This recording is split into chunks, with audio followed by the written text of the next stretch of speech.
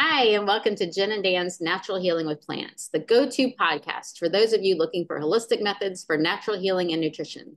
I'm Jen, a dedicated health educator, coach, and master herbalist, and I'm joined by Dan, an exercise specialist and master herbalist. Together, we dive into the world of natural healing, bringing you a wealth of knowledge and practical advice. We draw from both traditional wisdom and modern science to help you achieve optimal health and vitality. Today, we're diving into a thought-provoking topic. Do I need a diagnosis?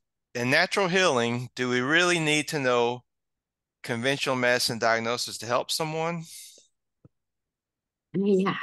And so the reason why we came up with this topic is so I work mostly with people with autoimmune conditions.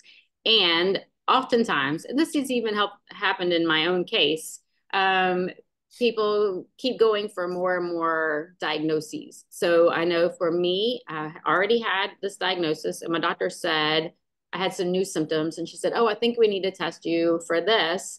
Let's see if you have that." And I thought, why do I need another test? Why do I need another test? So I asked, I said, so if it comes back positive, then what will happen? And it's all going back to the basics. We don't need another diagnosis. Something's out of whack. We need to bring the body back into balance. So what are your thoughts on this, Dan?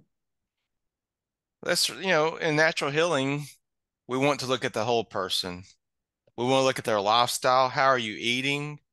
How is your emotional health? Do you have a active social life? Instead of targeting a specific diagnosis, we look at underlying imbalances and aim to support the body's natural healing ability. So this goes with anything. Anybody that comes to me with whatever's going on, I'm going to start to look at some of the same things for every condition.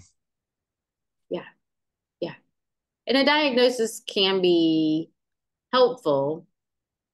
It can be helpful, but I don't think that you need to keep getting more and more. If you're having symptoms, any kind of symptoms is telling us that something's going on. Now, if something like someone's tired all the time, and sometimes we need to find out, why are they tired all the time? Are they under eating? It could be as simple as that. Are they not drinking enough water? Are they not sleeping? But there could be an underlying heart condition, going on, or even a blood clot or something like that. And so while I say you don't need a diagnosis, there's an alarm going off. And so we do need to find out why the alarm's going off. And so having a diagnosis can be helpful. And do not, I do go to doctors. And so I do have a doctor that I see regularly. I do have annual blood work. And so whether or not you believe in that, some people don't. I do think that in some cases, a diagnosis can be very helpful, and it can also be motivating. And a lot of times, so I want to hear what you think about this. A lot of times people aren't willing to make a change until they get that diagnosis. So I think everybody knows you need to eat fruits and vegetables. I mean, as a kid, eat your fruits and vegetables. And so we all know we need to eat fruits and vegetables. However, it is normal to have donuts and coffee for breakfast, cheeseburger and fries for lunch, and pizza for dinner. That's normal. And so we need to have people realize how inflammatory these foods are. And a lot of times they're not willing to make a change. We're going to live forever until they get that diagnosis. I totally agree with this because the people that have always came to me, they've had a diagnosis for years, whatever IBS, heart disease, whatever it is. And then they've taken the medical approach and it hasn't worked for them. So then they come to me and they tell me about their health history. I do like to know this. But my thing with diagnosis is a lot of people, they base their identity around it. And that's where the problem comes in. Like, say, my name is so, I'm a type 2 diabetic, or I have heart disease. And they focus on the diagnosis. It's almost like this is who I'm going to be for the rest of my life. It's like they believe they can't heal it. That's the problem. That's where we run into problems. But I do initially like to know their blood work and what they are supposedly are sick with. So yeah, I like to know initially. But to keep going back and keep getting poked and prodded and get all these new diagnoses all the time, That's not going to help things. I've seen that. I have a No. sister that she kept going back to the doctor. She goes to different doctors, and every one of them would give her a different diagnosis. Right. How Right. do you? And more That's meds. crazy. Yeah. Yeah. Yeah. And then So they come back, I have five yeah, labels. Yeah. Have these, have this and this and this and this. And it's I have. Yeah. Or like you yeah, said, I am. yeah. And so they're claiming it. And, when and I want you to talk about this more too, about the energetics around that. When we claim that and say, I have this or I am this versus I received a diagnosis of this, it's for me, I always say I received this diagnosis back then, and so autoimmune diseases are incurable, but in the conventional world too, they're not even reversible, but they are definitely reversible. And so when you reverse it and you don't have the antibodies and you're in remission, you don't want to say I have it or I don't have it. I mean, I don't have it. I don't have it. But I was diagnosed with it several years ago, that kind of thing. So talk a little bit about the energy around, claiming those labels. And I'll give you a second and give me one more second. I have these clients that they've been sick for years and years and years, and it's a part of their persona now. It's like they can't make those changes because it's a part of who they are now. And it's, how do you break that mold and let them see, that's not you. That's something happening to you, but that's really not you. And so what are your thoughts about that too? So talk about the energy and the labels, and then how do we address that? Well, what you focus on becomes your reality. If you wake up every day and say, "I'm a diabetic," this is who I am now. I mean, there's actually research showing that if you focus and you have negative thoughts and you're depressed, your immune system actually feeds off of that. Your immune system becomes weaker. I mean, I don't understand all this either, but I definitely know it seems more and more that we have a physical body and an energetic body. And what we do with our thoughts and our physical life affects our energetic body, which also affects our cells and our DNA replication. And how our DNA is always doing its thing. Well, when we focus on illness, the DNA will, give us the input and keep us ill. But if we say, okay, I'm a diabetic, a type 2 diabetic right now, but I'm going to go on this healing routine and I'm going to reverse this.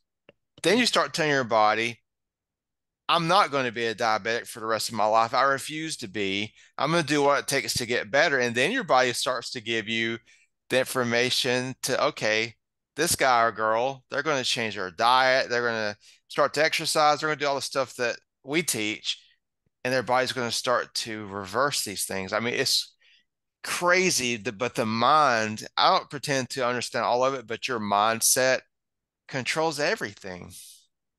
Right. It it does. I mean, it's what you focus on becomes your reality. Yeah.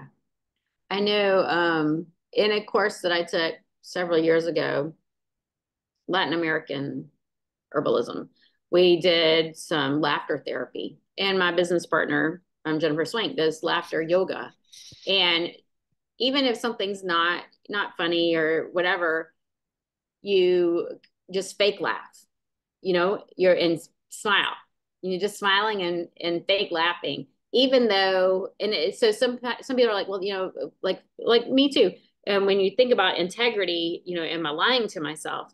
But when we fake laugh or put on that smile, your body doesn't really know that you're not happy or something's not funny. Your body believes that, and so that gives you some positive energy, and there's a lot of healing that goes on in your body just from that positive, things are good. And if you just smile, I mean, you can feel the energy, or you can feel your energy lifting up. And so I mean, I don't know how that works. It sounds so woo woo, but it tells us, our body does listen to us. I mean, just talking to you about laughing and smiling, it gave me more energy and makes me feel more uplifted. And so the same thing. If we're talking about our disease and doom and gloom, then we're bringing our body down. We're injuring those cells where if we, it's turning it around the other way. I'm better today than I was yesterday. I'm healing. I'm getting better. I'm getting stronger, and using those positive words Even if you're not feeling it, telling your body can be something, just that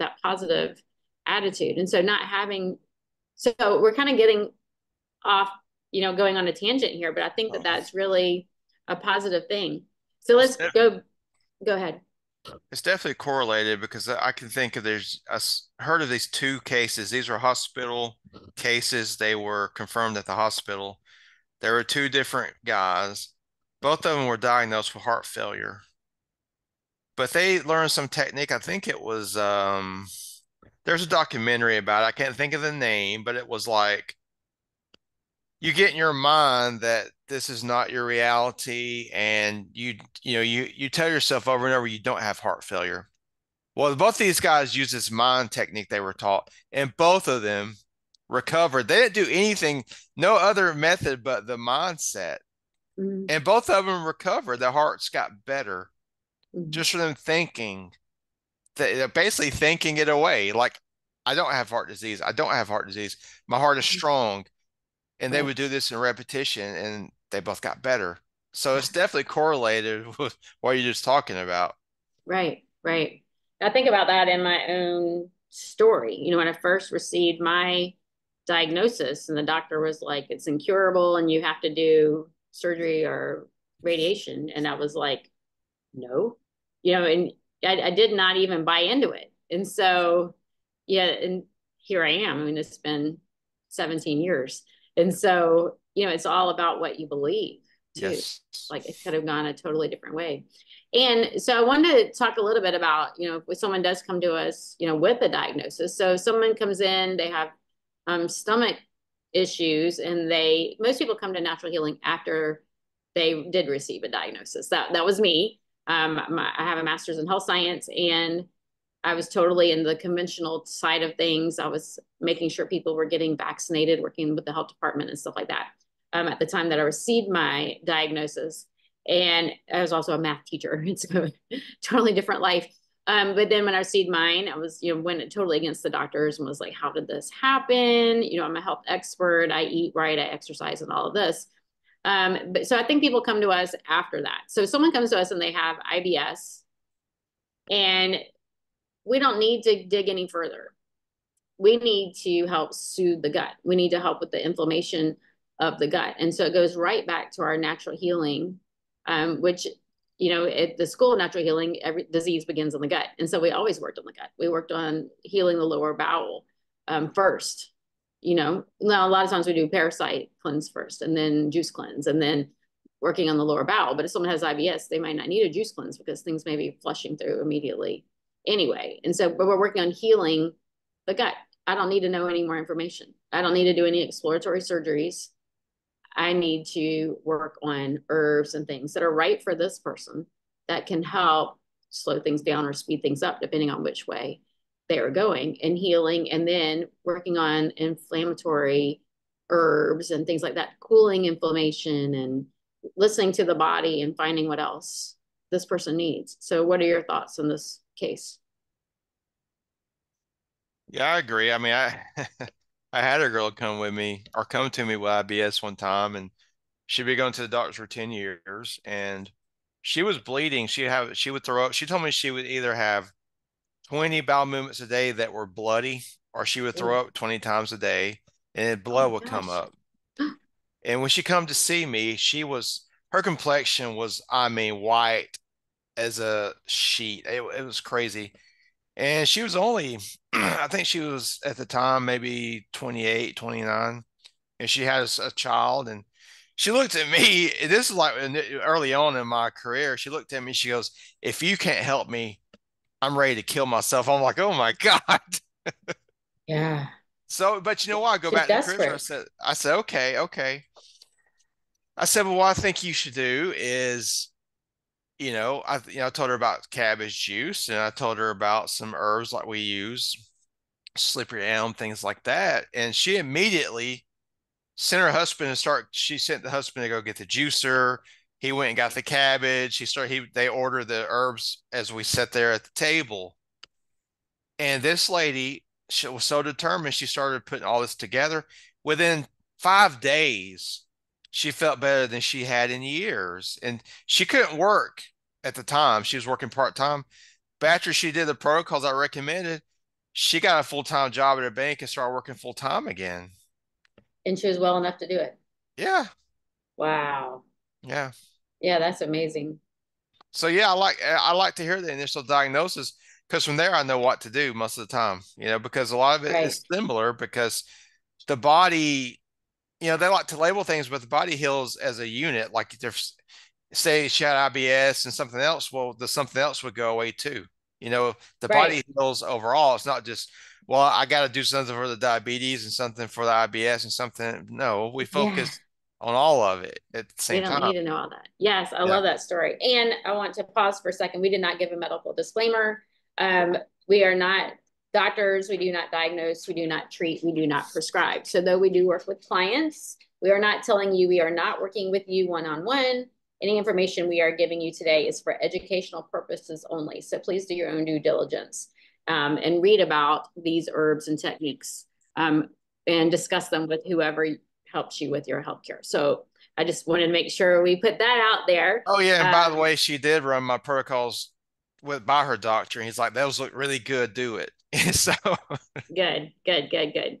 Yes. And so what a wonderful story. But yeah, so I love that you said that. So the body has its innate ability to heal itself. We all know this. And so I don't know why we get away from that in other conditions. You cut your hand, you don't have to go to the doctor to get the clot to form and the scab to form. You don't need anything. It's clean it up, stick a band-aid on it. Your body knows what to do. Those cells come together and it starts the healing process. Well, that happens all throughout your body. Now, if you have an autoimmune condition, you're diagnosed with an autoimmune condition, then your body's attacking itself and injuring itself. And so we have to figure out, why is it doing that? Why are you injuring yourself?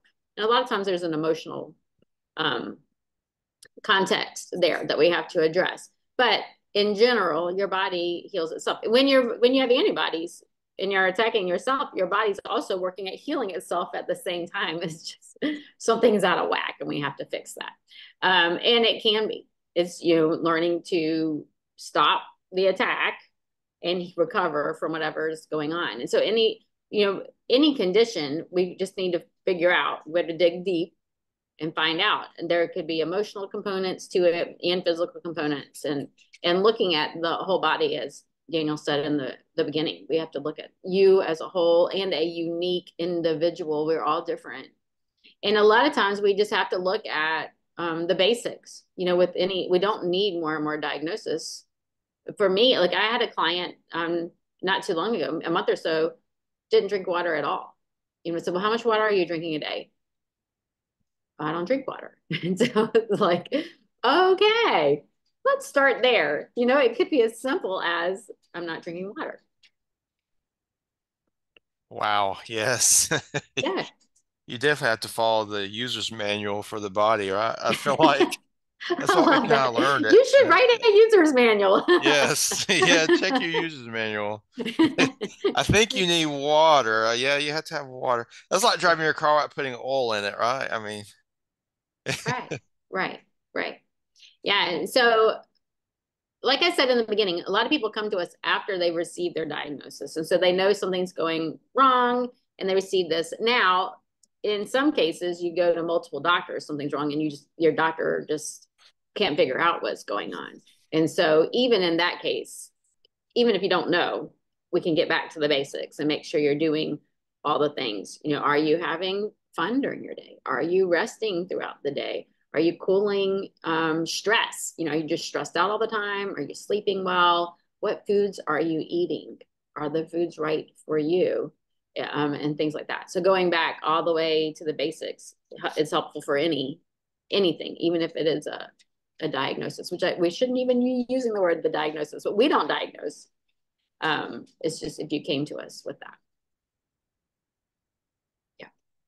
yeah, I mean,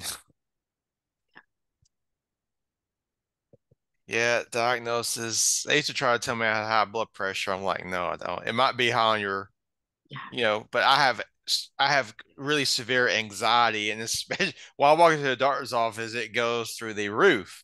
They used to tell me, and it would be higher, it'd be 160 or so at the doctor, but I would go home at three or 4 hours later and check it at home, and it would be normal again. I was like, yep, it's stress related. So Right. most blood pressure, I did a deep dive on blood pressure back in the day. And I found a specialist. He said that 50% of it is caused by emotions. It's got an emotional aspect. You're stressed out all the time, or you have anxiety, or you have white coat syndrome. This is just another thing that I really feel like. Well, I do know that blood pressure drugs are a top seller, so Right. Right. I don't like them. I don't like them. I'd rather Mhm. do it naturally, but Yeah. And I would like to go back to that. So what happens? Let's look at both sides of the world, our world. Someone goes to the doctor because they have anxiety. What happens? They get that diagnosis and then they're put on medications. yeah. And the medications are usually those that they have to keep continuing to increase those medications. And they do so much damage to the body that not only are they increasing that, it's making the anxiety worse and it's also damaging the body as well. And so in cases like that, it might be better to go, another route and not get that diagnosis. I agree. I mean, I'm sure I've never gotten a clinical diagnosis of anxiety, but it's kind of obvious if you have it, because Right. I've had symptoms throughout the years. But look, I'm Yes. better today than I've been in many, many years. I mean, 5 years ago, I was a wreck. Today, I'm pretty stable. I've worked with people in town. I'm working on building an online business. I had a panic attack in probably almost 2 years now. Wow. Yeah. And I used to I have just panic followed the attacks as well. basics. Yeah. Yeah. Luckily, we both were able to do that. Yeah. Yeah. Yeah. Right. And there are other things too. If you are in the conventional world and are you start with medication, they don't even look at anything else that's going on. A lot of times it's just balancing those neurotransmitters and using herbs that are not um, that you're not going to get addicted to help calm and relax and help slow down those monkey thoughts like passion flower or magnolia root or even lemon balm in some cases, just to help you slow down. And then looking at nutrition, a lot of times it's just because you're missing a nutrient that you need for that one pathway in your brain to help with relaxation and learning meditation techniques. And maybe you're not even sleeping. If I don't sleep or I eat the wrong foods in the morning, then I'm going to have more agitation. And for some people, caffeine can really drive anxiety for some people. Oh yeah. Yeah. Well, also, I think it was last year. I also talked to he was a therapist. He wasn't a medical doctor because I refused to take medication for it, but he was a therapist and he helped me too. He gave me more techniques on dealing with it, like you're saying, how to calm your monkey thoughts, how to reframe things. How we usually think the worst in our minds. Yes. He taught me how to, stop doing that. I mean, Mm. there's so many different ways to heal. I mean, look, a chemical drug is not going to heal the condition. So you got to look for other ways. Right. Right. I'm not saying And stop taking your medicine if it's helping. You could take the medicine yes. and work on the things we're talking about. Yes. Yeah. And So, I want to be clear about that too. Like I said, we go to doctors too. And there are times where you do need a prescription. I have to take a prescription for my condition as well, which I didn't have to, but unfortunately, I do. There's lots of money in there. But if you can avoid it and stay strong and healthy, that's great. But sometimes we do need medication. And sometimes you just need medication temporarily while you get things under control. And so, yes, I definitely want to be clear about that. And so, I know there are other people out there that don't agree with that. There are other people that say you don't need any pharmaceuticals. Um, for me, I do believe that it can be helpful. So before we go, I want to talk about one more condition. So a lot of times people come to us with skin issues. I have also had skin issues. Psoriasis runs in my family. I have had psoriasis as well. and I hid it from people. But that's something else that I think can be addressed in the natural healing world. In the conventional world, they're going to, maybe they do biopsies, maybe they give you lotions and creams or steroids.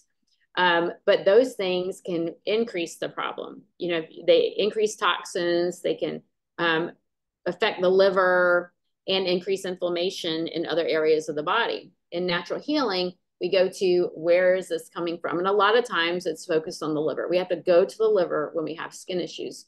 There's some kind of detoxification kink in here that we need to figure out. And so once again, in natural healing, we start with the bowels. We make sure, okay, is everything moving out the way it should?